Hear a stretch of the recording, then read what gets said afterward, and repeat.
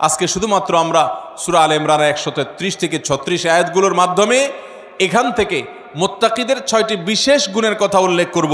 এই গুণগুলো যদি আপনার মধ্যে থাকে তো আল্লাহর শুকর আদায় করবেন, আর যদি না থাকে এই মজলিসে বসে এইখানেই মনে মনে নিয়ত করবেন যে আল্লাহর কোরআনে একটা গুণের কথা বলা আছে অথচ আমার মধ্যে নাই, আমি কেমন মুসলমান।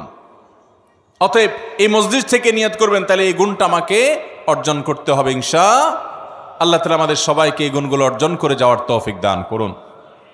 1 নম্বরের বৈশিষ্ট্য আল্লাহ তাআলা বলছেন আল্লাযীনা ইউনফিকুনা ফিস সাররাই ওয়াদ-দাররা।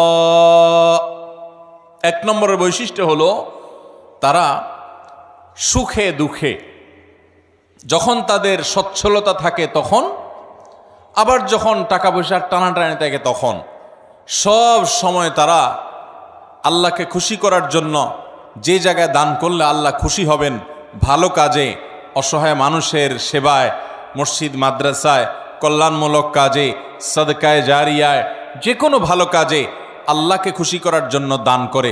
দুনিয়ার মানুষের জন্য কাছে বাহবা পাওয়ার জন্য না, দান কার জন্য হবে? আল্লাহকে খুশি করার জন্য।